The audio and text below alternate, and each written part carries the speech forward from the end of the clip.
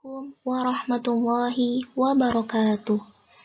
Yang terhormat Ibu Julia Mardia MPD selaku dosen pengampu mata kuliah Manajemen Laboratorium Kimia serta teman-teman pendidikan Kimia 3B yang berbahagia. Kali ini kita akan menjelaskan manajemen laboratorium kimia dengan materi kualitas dan kelayakan K3 laboratorium. Untuk materi ini akan dijelaskan oleh 1. Suseno dengan NIM 160876055, 2. Rofidatul Mumtazah dengan NIM 19080766038, 3. Sinta Nurlaila dengan NIM 19080766042. Untuk materi kali ini memuat 3 pokok bahasan.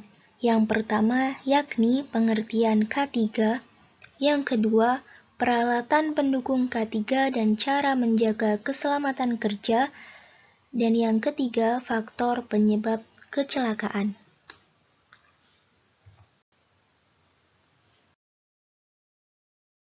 Langsung saja pada pokok bahasan yang pertama, yakni pengertian K3. K3 merupakan kependekan dari Kesehatan dan Keselamatan Kerja. Kesehatan dan keselamatan kerja merupakan tindakan pencegahan terjadinya kejadian yang tidak diduga.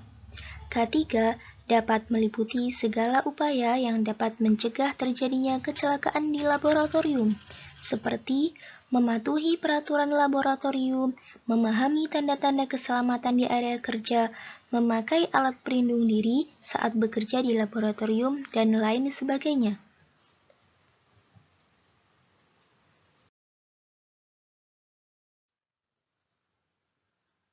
Kemudian, pokok bahasan yang kedua yakni keselamatan kerja laboratorium dan cara menjaga keselamatan kerja. Dalam menjaga keselamatan kerja meliputi beberapa poin. Yang pertama di sini ada peralatan pendukung K3.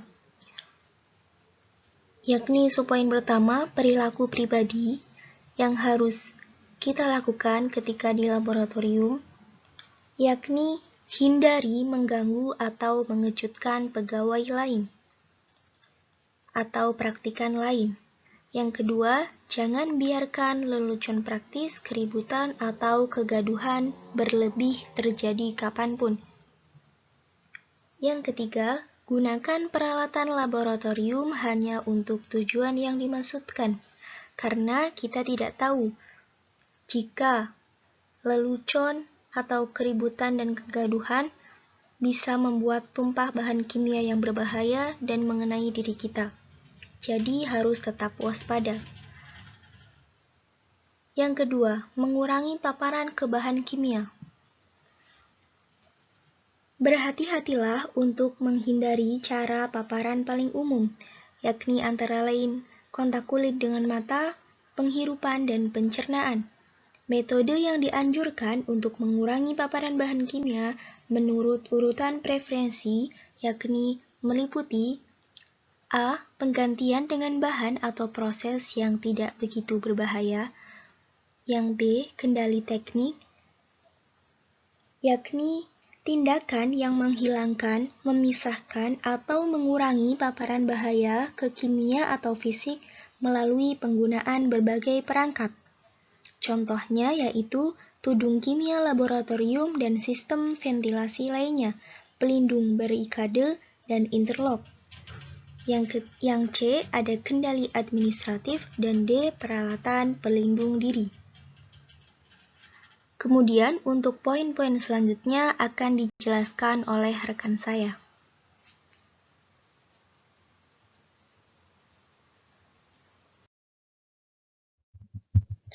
Baiklah, langsung saja saya akan melanjutkan pembahasan pada poin yang ketiga, yaitu merancang praktikum yang aman.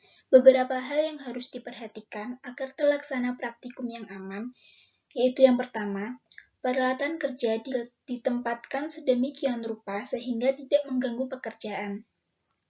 Karena penataan peralatan yang mengganggu kerja dapat mengakibatkan kecelakaan yang dapat merusak peralatan tersebut.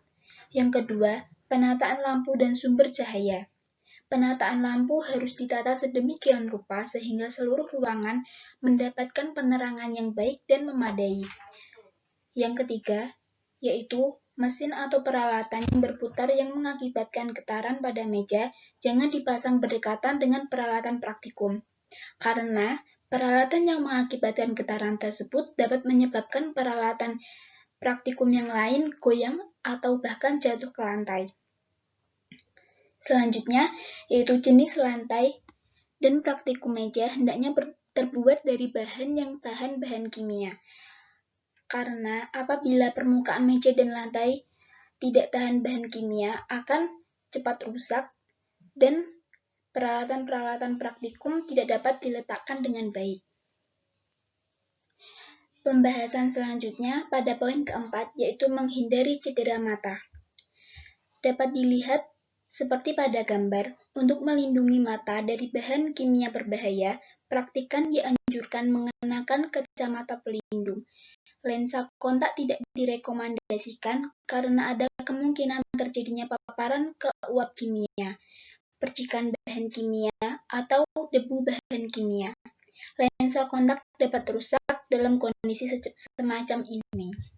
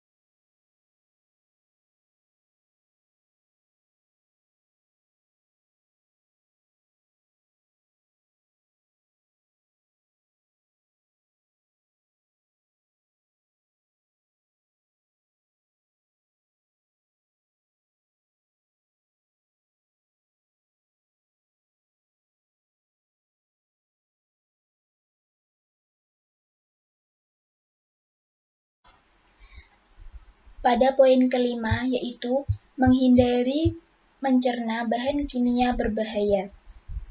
Pada saat di laboratorium, tidak diizinkan untuk makan, minum, merokok, mengunyah permen karet, menggunakan kosmetik, dan meminum obat di tempat bahan kimia yang digunakan. Di dalam laboratorium juga tidak diizinkan untuk menyimpan makanan, menyimpan minuman, cangkir, dan peralatan makan atau minum lainnya di tempat bahan kimia disimpan. Selanjutnya, yaitu menghindari penghirupan bahan kimia berbahaya. Praktikan jangan sekali-kali mengendus bahan kimia beracun atau senyawa dengan toksisitas tidak diketahui.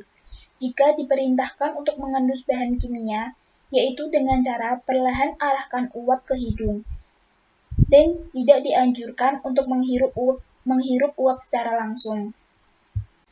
Pada poin 7, yaitu meminimalkan kontak pada kulit. Kenakan sarung tangan kapanpun. Praktikan menangani bahan kimia berbahaya, benda dengan tepi tajam, bahan yang sangat panas atau sangat dingin, bahan kimia beracun, dan zat dengan toksisitas tidak diketahui. Praktikan juga harus memperhatikan fungsi sarung tangan yang akan digunakan. Ada beberapa jenis sarung tangan dan dengan fungsinya. Yang pertama, sarung tangan nitril untuk kontak insidental dengan bahan kimia. Yang kedua, sarung tangan lateks untuk melindungi terhadap bahaya biologis, tetapi kurang baik terhadap asam, basa, dan sebagian besar pelarut organik yang beroksidasi atau korosif. Yang keempat, yaitu sarung tangan kulit, sesuai dengan menangani peralatan dari kaca yang mudah pecah dan memasukkan tabung kesumbat di mana untuk perlindungan bahan kimia tidak diperlukan. Selanjutnya, yaitu sarung tangan neopren dan karet dengan ketebalan tertentu digunakan untuk bahan tajam dan bahan kimia yang berasam. Yang terakhir, ada sarung tangan berinsulasi yang digunakan saat bekerja dengan bahan yang sangat panas dan sangat dingin. Untuk praktikan, jangan menggunakan sarung tangan yang sudah kadaluarsa atau kualitas sarung tangan menurun dari waktu ke waktu. Pada poin ke-8, yaitu menangani zat yang mudah terbakar. Material yang mudah terbakar dan gampang menyala merupakan bahaya yang sudah umum di laboratorium. Selalu mempertimbangkan risiko kebakaran saat merencanakan kegiatan di laboratorium. Untuk mengurangi risiko kebakaran, praktikan harus mempelajari paling tidak MSDS atau sumber informasi lainnya untuk mengetahui titik nyala, tekanan uap, dan ambang ledakan di udara dari masing-masing bahan kimia yang ditangani. Poin ke-9, yaitu hindari untuk meninggalkan percobaan ketika sedang berlangsung. Praktikan tidak dianjurkan untuk bekerja sendirian. Harus memeriksa satu sama lain secara berkala dan meminta penjaga keamanan untuk melakukan pemeriksaan. Untuk percobaan yang tidak dijaga, tinggalkan laboratorium dalam keadaan lampu menyala atau pasang tanda yang menunjukkan sifat percobaan serta zat berbahaya yang digunakan. Lalu, pasang informasi yang menunjukkan bagaimana cara menghubungi orang yang bertanggung jawab jika terjadi keadaan darurat. Selanjutnya, pada poin pembahasan ke-10 yaitu menangani keadaan darurat. Yang ke-11 ada menangani pelepasan zat berbahaya secara tidak sengaja. Hal yang harus diperhatikan adalah sebagai berikut. Yang pertama, memberi tahu kepada staf laboratorium lainnya mengenai kecelakaan tersebut. Yang kedua, jika diperlukan, lakukan evakuasi area. Yang ketiga, lakukan perawatan kepada staf yang cedera atau yang terkontaminasi, bila perlu mintalah bantuan. Yang keempat, lakukan beberapa langkah untuk menghalangi dan membatasi tumpahan jika hal ini dapat dilakukan tanpa risiko cedera atau terkontaminasi. Yang kelima, yaitu bersihkan tumpahan sesuai dengan prosedur yang berlaku. Yang keenam, buang bahan yang terkontaminasi dengan benar. Pada poin ke-12 yaitu perangkat atau peralatan pengaman tumpahan, yaitu antara lain yang pertama, bantal pengendali tumpahan. Secara umum, Gunakan bantal yang dijual bebas untuk menyerap pelarut, asam, dan alkali, tetapi jangan digunakan untuk menyerap asam hidrofluorat. Yang kedua, ada absorben lembab, seperti vermikulit, tanah liat, dan pasir. Kertas bukan bahan yang lembab dan tidak boleh digunakan untuk membersihkan bahan pengoksidasi seperti asam nitrat. Yang ke-13, yaitu tumpahan dengan zat bertoksisitas tinggi. Peralatan tumpahan untuk zat beracun harus ditandai, disimpan, dan disegel untuk menghindari kontaminasi dan mudah diakses dalam keadaan darurat. Lalu selanjutnya kita masuk ke dalam pembahasan peralatan keselamatan kerja. Yang pertama, peralatan di laboratorium. Secara umum, peralatan keselamatan berfungsi untuk melindungi karyawan atau praktikan dari kecelakaan yang mungkin terjadi pada saat bekerja dengan alat yang berbahaya serta bahan yang dapat menimbulkan kebakaran. Berikut peralatan keselamatan di laboratorium. Yang pertama, ada jas laboratorium yang berfungsi untuk melindungi tubuh yang terkena percikan bahan kimia berbahaya. Yang kedua, ada sepatu keselamatan, berfungsi untuk melindungi kaki dari bahan kimia berbahaya. Yang ketiga, ada kacamata pelindung, berfungsi untuk melindungi mata dari bahan kimia berbahaya. Yang keempat, ada sarung tangan yang berfungsi untuk melindungi kulit dari kontak langsung dengan bahan kimia. Untuk pembahasan selanjutnya akan disampaikan oleh rekan saya. Nah, selanjutnya saya akan memaparkan tentang peralatan keselamatan dan darurat. Lembaga atau perusahaan harus menyediakan peralatan keselamatan. Pertama, perangkat pengendali tumpahan. B. Pelindung keselamatan. Nah, pelindung keselamatan ini sangat penting. Jadi saat teman-teman praktikum jangan lupa untuk mengenakan pelindung keselamatan seperti jas lab, sarung tangan, ataupun masker ya. Perangkat keselamatan kebakaran seperti pemadam api, detektor panas dan asap, selang kebakaran dan sistem pemadam api otomatis, respirator, pancuran keselamatan, dan unit pencuci mata. Jadi semisal ada yang terkena bahan kimia yang berbahaya, langsung dicuci seperti itu. Nah, selanjutnya berikut peralatan keselamatan darurat yang harus ada di laboratorium. Yang pertama, desikator panas dan asap, berfungsi membunyikan alarm otomatis jika terjadi kebakaran. Kedua, respirator berfungsi sebagai alat bantu pernapasan mandiri. Ketiga, pancuran keselamatan berfungsi untuk P3K awal jika terpercik bahan kimia dan untuk memadamkan pakaian yang terbakar. Keempat, itu ada unit pencuci mata, berfungsi mencuci mata yang terkena bahan kimia. Faktor-faktor penyebab kecelakaan. Nah, faktor-faktor penyebab kecelakaan ya. Yang pertama itu ada mesin, ada bahan, ada peralatan. Nah, alangkah baiknya teman-teman sebelum melakukan praktikum itu peralatannya dicek terlebih dahulu apakah ada yang rusak atau tidak. Terus mesinnya. Nah, untuk bahan jangan sampai teman-teman habis menggunakan pipet untuk mengambil bahan A, langsung pipet itu digunakan untuk mengambil bahan B. Itu dapat menyebabkan bahan terkontaminasi seperti itu. Yang kedua itu ada lingkungan kerja. Sebisa mungkin teman-teman menciptakan lingkungan kerja yang kondusif. Yang ketiga itu ada proses kerja, sifat pekerjaan, kurangnya pengetahuan keterampilan pelaksana. Nah, ini sangat penting ya sebelum praktikum. Jadi teman-teman harus belajar terlebih dahulu.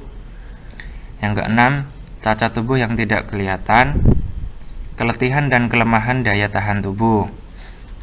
Nah, apabila teman-teman itu letih gitu kan, bisa bilang ke aslab atau izin ke teman kelompoknya untuk keluar sebentar. Yang selanjutnya, sikap dan perilaku pekerja yang kurang baik. Nah, jadi dalam praktikum biasakan untuk bersikap dan perilaku dengan bijak, seperti itu. Presentasi dari kelompok kami, kurang lebihnya kami mohon maaf. Wassalamualaikum warahmatullahi wabarakatuh.